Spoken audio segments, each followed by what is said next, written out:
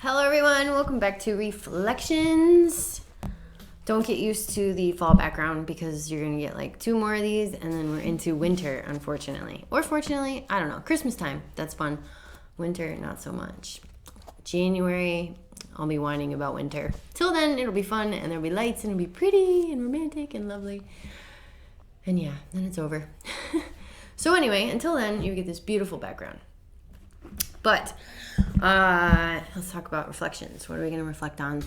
I've been stuck in Psalm 75, and I talked about it in Sunday school last Sunday. So I don't know. I guess there's a part I'm stuck on, but I'll read the whole psalm. It's pretty short. So again, it's Psalm 75, and then we'll chat about it. It says, "Unto thee, O God, do we give thanks. Unto thee do we give thanks, for that thy name is near, thy wondrous works declare. When I shall receive the congregation, I will judge uprightly. The earth and all the inhabitants thereof are dissolved. I bear up the pillars of it, Selah. I said unto the fools, deal not foolishly, and to the wicked, lift not up the horn. Lift not up your horn on high. Speak not with a stiff neck. For promotion cometh neither from the east, nor from the west, nor from the south, but God is the judge. He putteth down one, and setteth up another. For in the hand of the Lord there is a cup, and the wine is red. It is full of mixture, and he poureth out of the same. But the dredges thereof, all the wicked of the earth, shall wring them out and drink them. But I will declare forever, I will sing praises to the God of Jacob. All the horns of the wicked also I cut off, but the horns of the righteous shall be exalted." So, the part that I'm stuck on specifically is verse 7, where it says, "But God is the judge, he putteth down one and setteth up another." And there's like so many parts to that for me. Like the part before it about promotion too, about like God's the judge, right? He makes all the decisions and God is the promoter, you know? So like I'm thinking about all the things that we do, right? All of our callings, all of our church positions, all of our life positions, all of these things, right? We decide them, we think, right? We control them, we plan, we say, when I'm a kid, when I grow up, I'm going to be a whatever. And who actually becomes the thing they say they're going to be when they're a kid? Not many people. Some people do. But is it a calling or is it what we're trying to do? You know, is it something that like, oh, I became a doctor because my whole entire family line is full of doctors and they basically told me I didn't have a choice?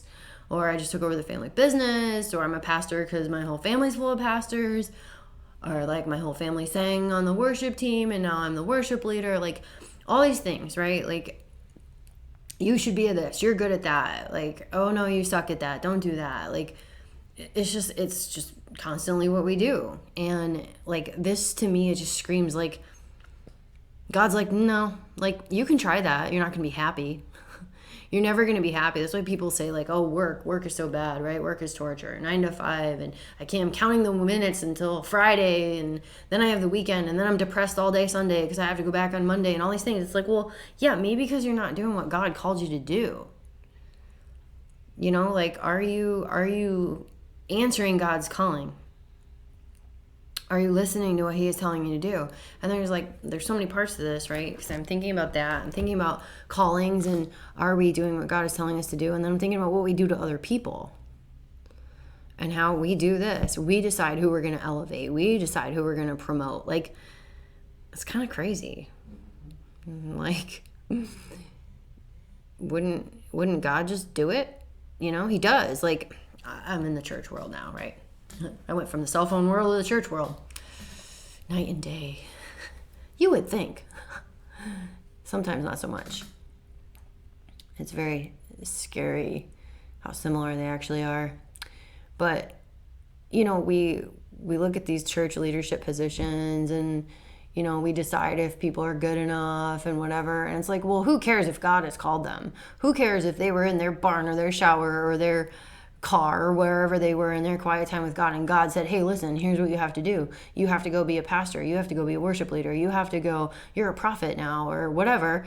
And God forbid this poor person comes and actually tells somebody that, because chances are,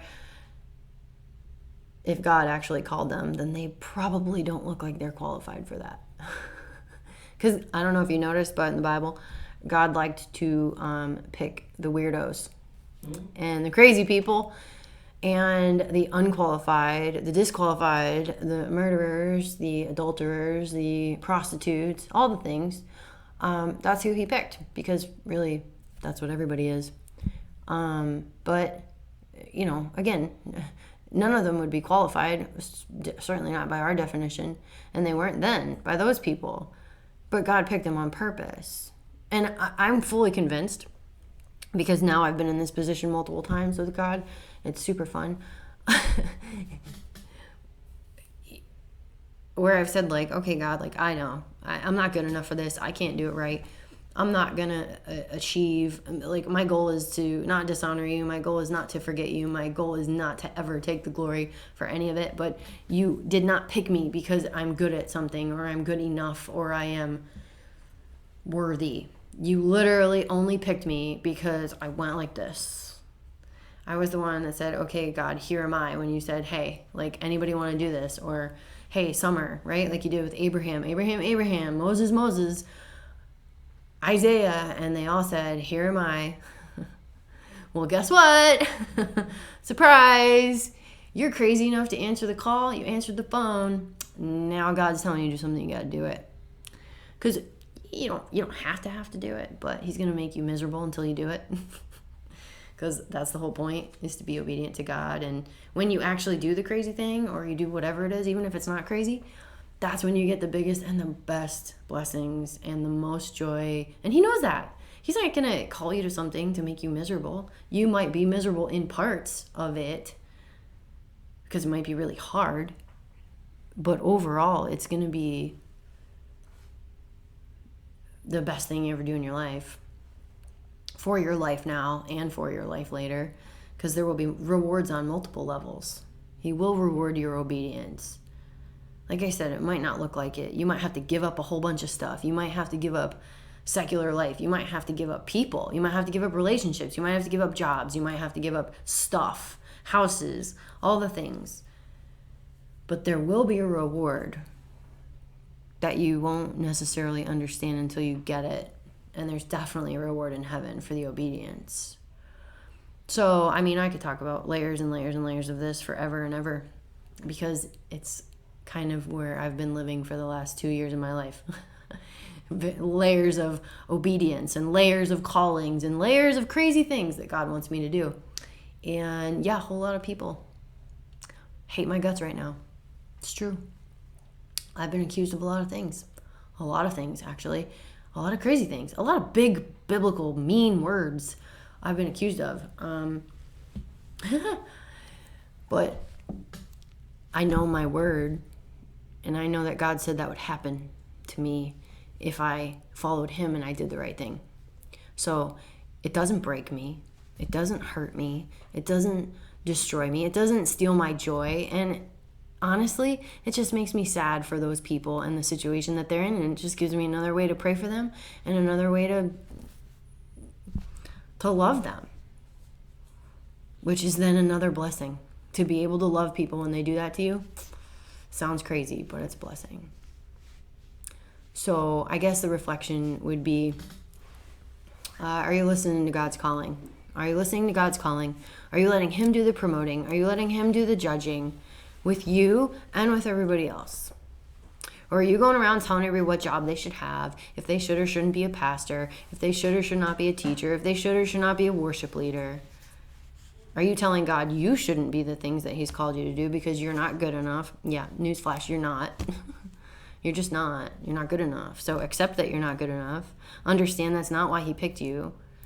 He picked you for a totally different reason. Are you doing that? If you're not, stop it and start it. Stop judging everybody. Stop deciding that you know better about their life or you somehow know them better than God could possibly know them. And focus on yourself and focus on your relationship with Jesus and focus on your calling for your life and what is going on right now. Because I don't know if you noticed, but the world's getting crazy and God's probably asking you to do something to help out. So get with it. And yes, I've had to do that myself. It is not as pleasant as I would always like, but it's worth it. It's super worth it. So get with it, pray, seek God, and find out what your arc is, what your calling is, and let him do the judging and the elevating and the promoting. Please share this video because we don't have the same friends. And I think everybody needs to do this. We all need to just focus on ourselves and our relationship with God and let him be God. So I love you guys. God loves you. Have a great week.